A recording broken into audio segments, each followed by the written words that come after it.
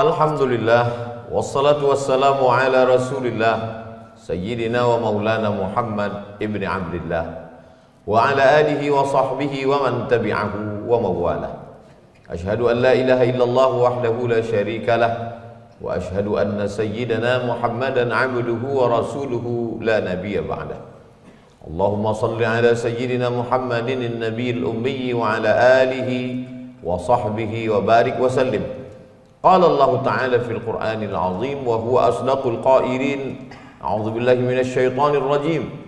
Ya ayyuhalladzina amanu taqullaha haqqa tuqatih wa la tamutunna illa wa antum muslimun.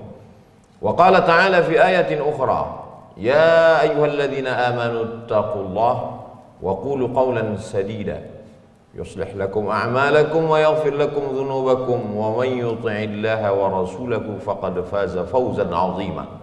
Ibadallah, usikum wa nafsi bi taqwallah wa ta'atihi faqad fazal muttaqun.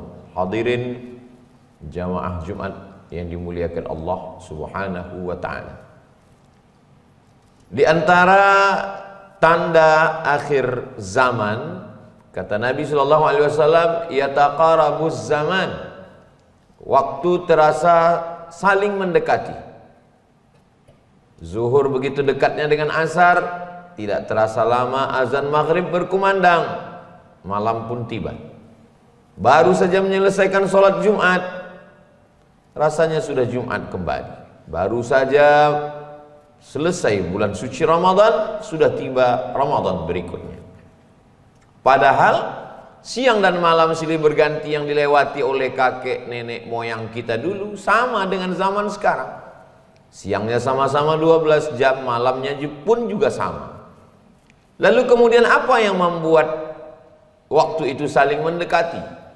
Maka sesungguhnya yang membuat waktu saling mendekati, yataqarabuz zaman, diterjemahkan dengan waktu yang singkat.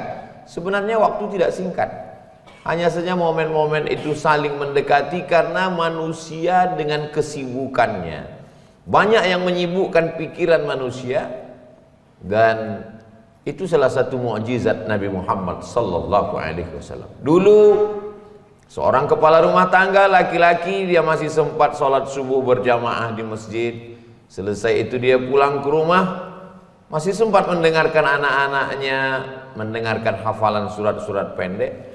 Setelah itu masih sempat sarapan bersama, lalu kemudian pergi ke sawah sampai zuhur tiba. Sampai selesai sholat zuhur, mandi, bersih-bersih, makan siang, lalu kemudian dilanjutkan hingga petang, kembali ke rumah. Sholat maghrib berjamaah, di langgar, di surau, di musola. Setelah itu masih sempat di waktu malam bersilaturahim, bercengkrama, berbicara, dan pada akhirnya istirahat malam. Tapi hari ini semakin canggih dunia, alat telekomunikasi semakin banyak. Apa yang terjadi? Yang katanya alat transportasi makin cepat, tapi justru orang makin cepat bangun, dan sebelum azan subuh di kota-kota besar orang sudah berangkat karena khawatir nanti akan terjebak macet. Dan ternyata setelah sampai di tempat kerja waktu subuh sudah berakhir. Hari pertama merasa berdosa, hari kedua merasa menyesal, hari ketiga sudah biasa-biasa saja. Lalu kemudian sibuk dengan pekerjaan, tekanan produksi yang begitu besar, ditambah lagi dengan barang mesti laku keras. Pada akhirnya waktu begitu cepat berlalu, dan pada sampai masanya tidak ada selera untuk makan, dan memang tidak ada waktu untuk makan siang bersama. Dan pada akhirnya petang pun tiba, ternyata waktu juga masih kurang. Akhirnya ditambah lagi lembur, ditambah lagi meeting, ditambah lagi dengan beban-beban pikiran yang begitu banyak. Dan pada saat pulang ke rumah macet petang karena semua sudah mulai keluar dari kantor dan menuju rumah masing-masing. Pada akhirnya sholat maghrib pun tinggal. Sampai di rumah letih, lelah, tidak lagi ada tenaga untuk keluarga. Lalu kemudian tak lagi ada kata-kata, tak lagi ada cengkrama, tidak lagi ada senyuman. Yang ada hanyalah tubuh-tubuh yang sudah diperas habis di kantor, di jalan, di pasar, dan di tempat-tempat bekerja. Lalu kemudian tidur.